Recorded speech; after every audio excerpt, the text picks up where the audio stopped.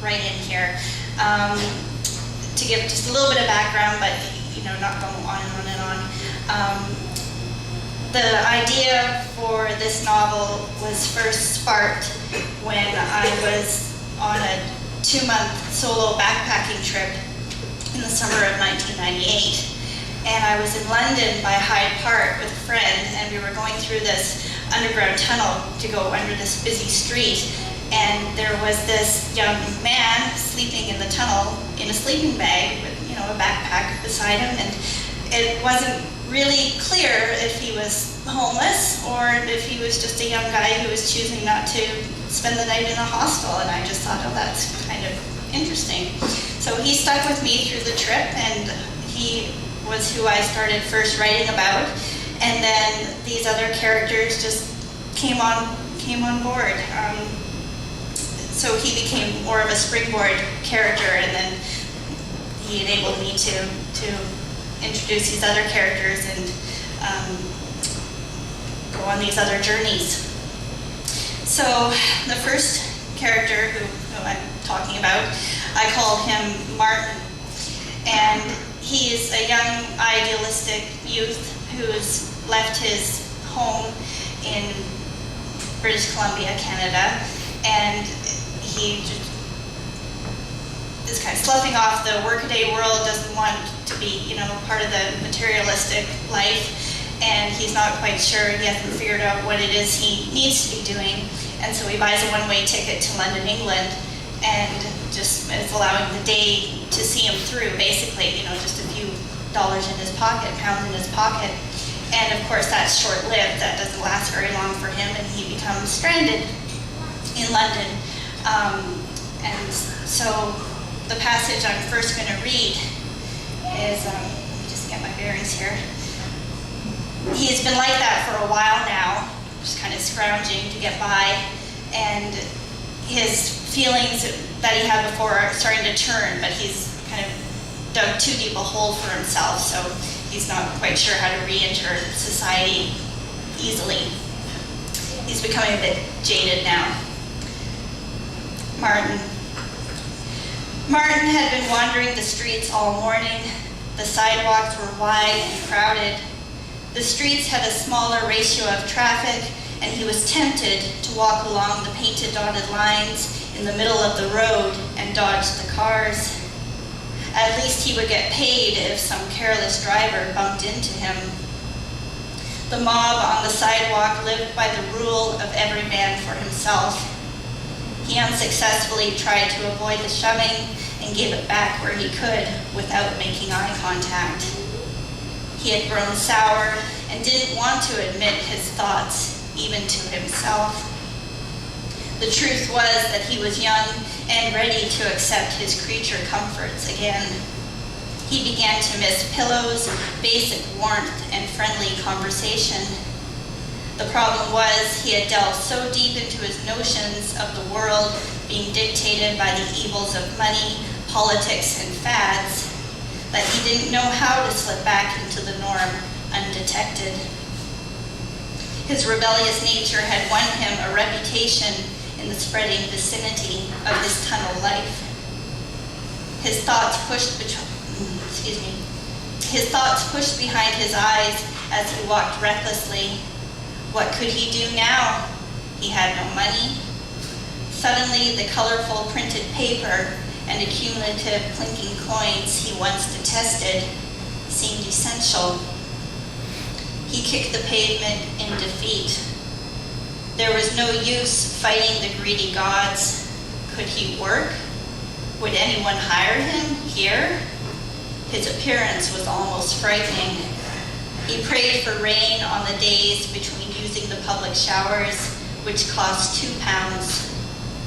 Martin didn't want to admit that he had failed in his attempts to move against the grain, to not be a sheep. He always returned to his home in the underground walkway.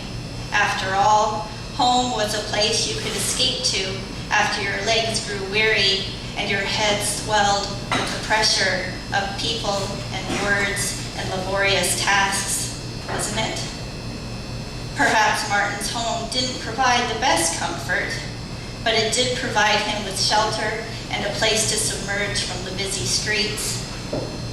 The hum of cars and shoes clanking on the grates above him provided company in the night, when only a few stray souls, also hiding from the moonlight or police car beams, might join him or pass through stealth-like.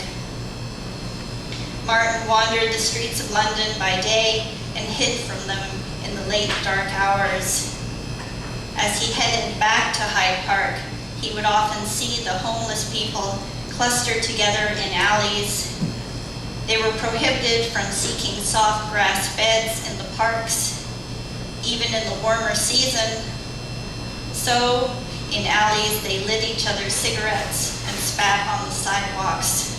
They swayed from the drink and huddled together to keep warm and upright. They cajoled with each other and laughed with smokers' lungs. Martin didn't know them, and he avoided them. Whatever choices those poor fading souls had ever made in their lives, they had not chosen to live on the streets with every door closed against them. At least he was sure the choice had not been a conscious one. How the warmly lit windows in every flat on every block must have appeared to them. Martin was painfully aware of his free will. Still, he wasn't ready to surrender. He had chosen the broadness of the streets over being confined in those brightly lit boxes of windows looking down. Now his smug feelings had slowly turned to jealousy. He suddenly hated the working locals and carefree tourists brushing by him cheerfully with their groceries and Harrods bags for a different reason. They had something he didn't have. They were free. Martin sat down and occupied a piece of concrete. So that's Martin. And the second main character that came onto the page is, find where I am here. His name is Willis, and he is a Londoner, and he's in his mid to late 20s, and he's also a barrister, and he's recently lost his father who worked in the law firm with him, and he never had the kind of relationship with his dad that he craved. His dad was a businessman and just not really there or engaged in his life, and so when he passed, in the reading of the will, his father has left him this obscene amount of money, and it's just one more part of his father. You know, that's what he wasn't ever interested in, and he's mourning what the relationship that he couldn't have with him, and so it's a bit of a slap in the face. And this excerpt is about him going to hear the reading of the will. Willis. The radio alarm clock began to hum in Willis Hancock's hotel room, which he rented in downtown London. He groaned, rolled over, and slapped his hand on the off button without looking. He rolled back and stared groggily at the dented pillow beside him. She was already gone, and he was trying to recollect the night before. He rolled his eyes toward the dresser. There was his wallet, open and most likely empty. His pants lay crumpled beside the dresser. He rubbed his hands over his face and gave a self-deprecating chuckle. Then he began to rise. He was anything but happy. She had definitely served her purpose, but the others had been more professional and much more discreet. When this happened, he usually didn't realize he had been robbed until hours later, when he found himself at a store counter fumbling for his credit cards. Cheeky little bitch, Willis mumbled to himself as he flipped through his wallet. She hadn't been discreet, but she had been thorough. Even his lucky franc coin from his trip to Paris was gone. It must have caught her eye. Ignorant street kid. She'll never use it, he mumbled. Never in a million years. And suddenly, he felt vulnerable without it. He was used to having small charms in his pockets, They were little reminders that there was some luck in the universe, good or bad. Later that night, he was going to the courthouse later that morning, he was going to the courthouse to hear his father's will. His father, he sure as hell had never been a dad. He hadn't earned the title. Dads taught you how to play cricket on summer days. Fathers called from foreign cities to say, again, that they wouldn't make it to the biggest day of your life. Willis was tempted to throw the wallet in the Willis was tempted to throw the wallet in the wastebasket, but he gently placed it back on the dresser with an air of defeat. An hour later, he was showered, sharply dressed, and hurriedly locking the hotel room behind him. He strolled with purpose through the chic lobby and out onto the pavement. He was not rushing to his appointment with excitement or even mild anticipation. He was rushing to get it all over with. He desired the whole matter to be dead and buried.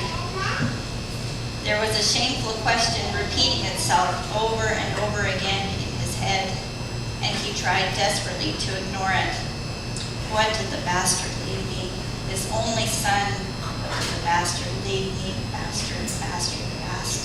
He began walking faster. As he rounded the corner, the large, impersonal gray building loomed before him with its long stone steps. He vaguely imagined guillotines. Willis couldn't remember the streets he had walked, as though something else had brought him to this place without his knowing or consent. In many ways, it had. He did not want this part of his life to exist. Where was Occam's razor for moments like these? How wonderful it would be to splice out all the undesirable bits. Willis threw these encroaching thoughts from his mind and scurried up the stone steps. The engraved wooden doors looked large and imposing, but were surprisingly light and swung open with ease.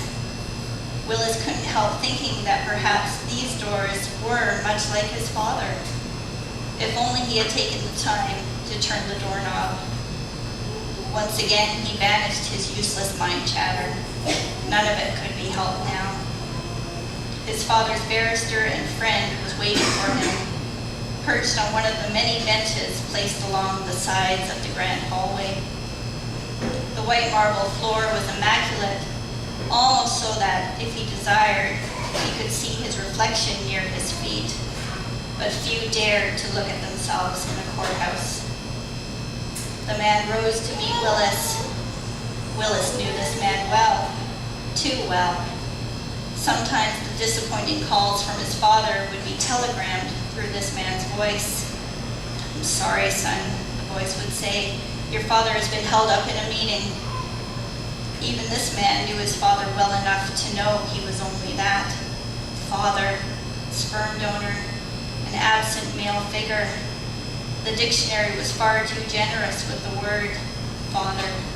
A male parent, God, one who originates, makes possible, or inspires something. The word dad was merely listed as a colloquial term or a shortcut for father. It was all so backwards. "Hello, Willis," the man said as he extended his hand, which was taken without hesitation. However, Willis shook hands limply. He was still overwhelmed by this place and these people and papers and things. They were all just things. Was he grieving? He didn't know. It was all packed somewhere inside his big toe. Everything would take a very long time to reach his mouth and then his brain. So that's Willis. And the third main character who comes along actually shows up in transit, shows up on a train, and she's a prostitute. Sorry, I'm just getting my notes here. And it's Martin who meets her. And I'm not going to give too much away, except that her working name is Yvonne, but she befriends Martin, and they have a brief encounter, not intimate, but just an innocent encounter. And she opens up to him enough to reveal her real name, which is Evelyn. And I just wanted to explain that so there isn't any confusion. And now he's trying to get her out of her chains and see how things can be different for her, and she's not buying it yet. Martin and Evelyn spent the afternoon wandering and soon found themselves in a park surrounded by summer flowers in bloom. The iridescent colors used the freshly cut greens as their canvas. It seemed everything in nature used something else to upstage the world, like an attention-craving child, and in return, the world smiled on it. It was a natural given that in order to have beauty, there must be something lackluster nearby to illuminate the beautiful. Martin felt that Paris, the flowers, and even he were meant to enhance Evelyn's beauty. And she was so unaware of it all. He recalled how she looked in the open-air cafe, how tiny strands of sunlight entwined in her hair, like fairies of light, rushing to frolic for a fading second before she tossed them out with a flippant movement of her head. The sunlight seemed to be enamored with her. Undaunted, she picked a flower and caressed the tip of her nose and lips with its soft purple petals. Her eyes were far away. "Why?" she suddenly asked. She had a strange habit of breaking the silence with questions that had no beginning or end. She lived in the middle of things. Either that, or she had finished a running dialogue in her head, assuming he had heard every single one of her inner thoughts, and now she was quizzing him. "Why what?" he mused. He didn't lecture her on the fact he had no idea what her question was or would be. Perhaps she hadn't constructed the question yet. Perhaps the answers were too large. There were many questions and more to come. "Why are you doing this for me? Taking you for a walk in the park?" She didn't answer. She wasn't sure if that was her question. She started to forget what she was asking. Martin could sense that, and he partly understood what was rolling around in her mind. "You seem lost," he said. "I know what it's like to be lost." "So you decided to find me?" She wasn't hostile anymore. She was too busy soaking up the flowers. "You look like you're beginning to find yourself." "This is just a walk in the park," she sighed. "This doesn't last." "Why not?" She was silent again. He hated making her silent, but she didn't seem to be closing off. She was collecting her thoughts, choosing her words carefully. The only random thing she had done that day was pick a purple flower. Thank you very much for coming.